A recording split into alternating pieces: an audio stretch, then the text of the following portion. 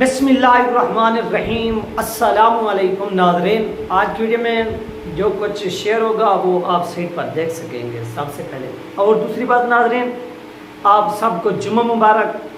चलते अपने टॉपिक की तरफ। तो नाज़रीन, अल्लामा साद हुसैन साहब गुज़श्ता रोज़ पाक पत्तन शरीफ हज़रत बाबा फरीद के मज़ार पर गए और वहाँ पर जाकर उन्होंने ज़ियारत की।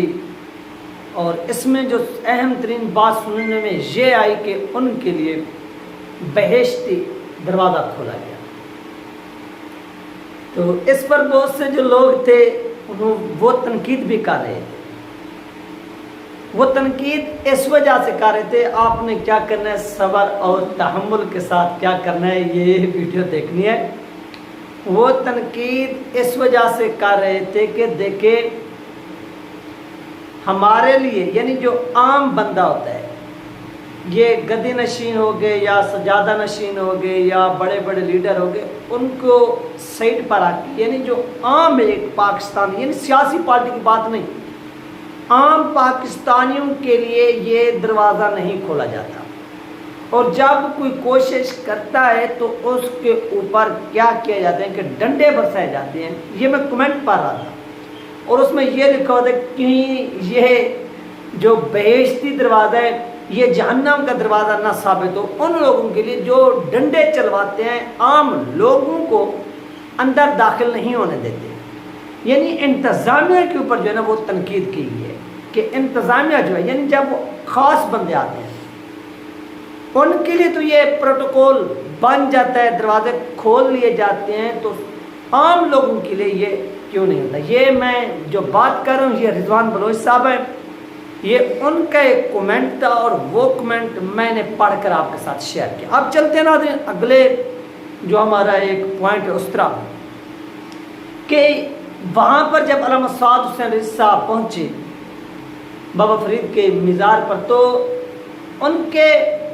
मज़ार पर उनके जो गद्दी नशीन थे, यानी विरासती तौर पर जिस तरह से गद्दी नशीनी चली आ रही है, जिस तरह से आप लोगों ने देखा कि आले सऊद के अंदर एक ख़ानदान का फ़र्द मरता है तो दूसरे ख़ानदान का जो फ़र्द है वो कंट्रोल संभाल लेता है, वो कंट्रोल संभाल लेता है और नस्ल दर नस्ल जो इक़्तिदार है वो आगे मुंतकिल होता जा रहा है। और इसी तरह बिल्कुल सेम टू सेम क्या हो रहा है, सेम टू सेम यही सिस्टम यहाँ पर भी चल रहा है। और गद्दी नशीन साहब जो है उनसे अल्लामा साद हुसैन साहब की मुलाकात हुई और ये मुलाकात इस वजह से अहमियत इख्तियार कर गई कि ये मुलाकात इलेक्शन से पहले हो रही है। यानी जब असम्बलियाँ और निगरान वज़ीर आज़म आने में तकरीबन 12 से 15 दिन रह गए हैं, 12 से 15 दिन हो सकता है कि इनसे पहले ही निगरान वज़ीर आज़म का जो नेम है वो फाइनल होकर आ जाए।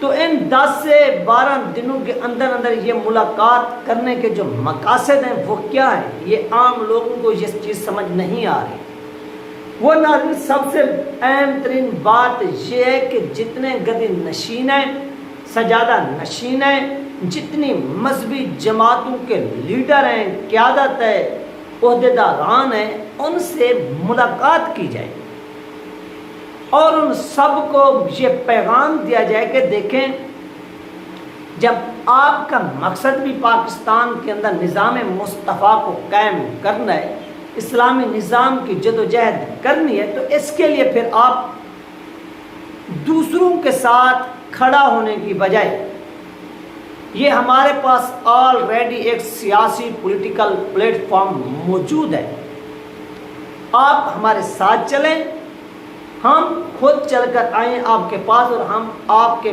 साथ चलने को तैयार हैं। यानी आप तहरीक लबैक पाकिस्तान का जो प्लेटफॉर्म है उसके ऊपर आएँ और आपका इलेक्शन में हिस्सा लें। जो पाकिस्तान का मौजूदा करप्ट निज़ाम है इसको शिकस्त देने के लिए हमें एक पेज पर आना होगा।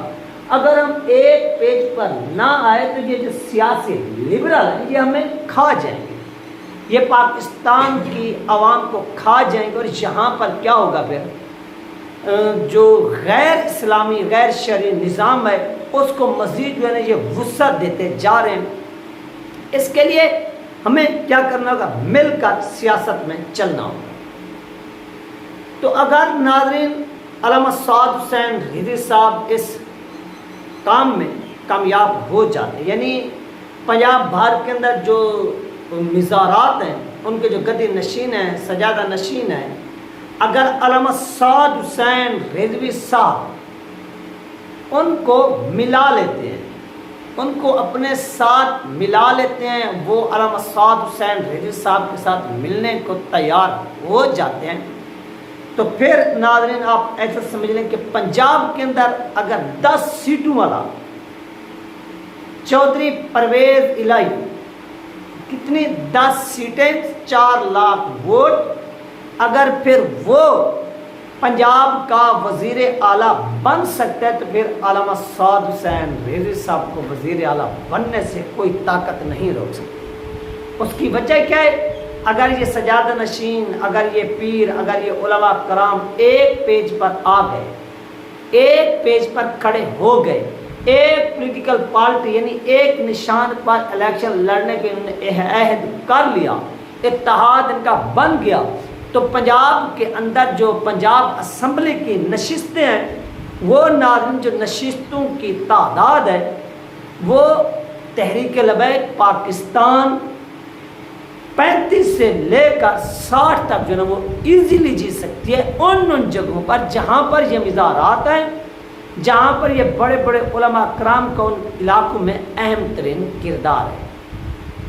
تو یہی وجہ ہے کہ علامہ سعد حسین رضوی صاحب یہ جدوجہد کریں کہ آئیے، جب ہمارے پاس ایک آلریڈی پلیٹ فارم موجود ہے تو آپ آئیں، ہم آپ کو ٹکٹ دیتے ہیں، آپ ہمارے ٹکٹ کے اوپر آ کر الیکشن لڑیں اور لڑ کر پاکستان کے اندر نظام کو تبدیل کرنے میں ہمارا ساتھ دیں۔ اب کچھ لوگ سوال اٹھائیں گے کہ نہیں، ان کو ملانا چاہیے، ان کو نہیں ملانا چاہیے، ان کو ملانا چاہیے، ان کو نہیں ملانا چاہیے۔ تو اب ان کے لیے عرض ہے کہ دیکھیے، جب آپ کا مقصد یعنی اگر آپ ہیں، آپ کا یہی مقصد ہے کہ پاکستان کے اندر کوئی تبدیلی آئے، کوئی نظام تبدیل ہو، نظام مصطفیٰ قائم، یعنی ہم دیکھنا چاہتے ہیں اپنی آنکھوں سے کہ اگر یہ ملک اسلام کے نام پر بن سکتے تو پھر اس میں اسلامی قانون یا نظام نافذ کیوں نہیں ہو سکتا، اسلامی لا نافذ کیوں نہیں ہو سکتا؟ یعنی یہ ہماری اور آپ کی، ہمارے بزرگوں کی یہ خواہش ہے، اور کچھ یہ خواہش لے کر قبر میں بھی چلیں گے، اور اس کے لیے مخلص لوگ پاکستان میں موجود ہیں۔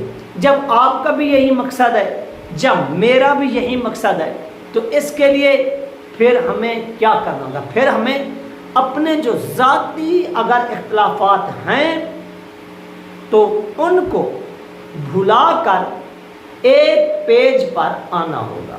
یعنی ہم نے کیا کرنا ہے؟ سب سے پہلے ان تمام اختلافات کو بھلانا ہے، اور بھلا کر کیا کرنا ہے؟ عوام کو محبت کا پیغام دینا ہے، اور یہ بتانا ہے کہ نظام مصطفیٰ کی خاطر، حضور پاک صلی اللہ علیہ وآلہ وسلم کی حرمت کی خاطر، حضور پاک صلی اللہ علیہ وسلم کی ختم نبوت کی خاطر، حضور پاک صلی اللہ علیہ وآلہ وسلم کے بتائے ہوئے نظام کو قائم کرنے کی خاطر آج ہم اپنے جتنے بھی اختلافات تھے یا ہیں ان کو ہمیشہ ہمیشہ کے لیے ختم کر کے ایک پیج پر اکٹھا ہونے کا اعلان کرتے ہیں۔ یعنی ہم سب مل کر آگے چلنے کا اعلان کرتے، اور ہم آگے چل کر پاکستان میں نظام مصطفیٰ قائم کر کے پوری دنیا کو یہ پیغام دینا چاہتے ہیں کہ یہاں پر آج کے بعد کوئی بھی اسمبلی کے اندر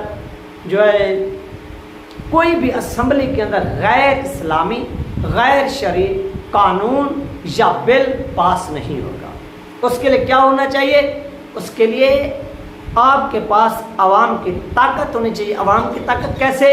کہ آپ کے پاس ایم پی ایز ہونے چاہیے، آپ کے پاس ایم این ایز ہونے چاہیے۔ جب آپ کے پاس وہ ہوں گے یعنی MPAs, MNAs, تو آپ کے پاس ایک بہت بڑی طاقت آ جائے گی۔ اس طاقت کے ذریعے آپ اسمبلی کے اندر اپنا اہم ترین جو کردار ہے، جو رول ہے، وہ ادا کر سکتے ہیں۔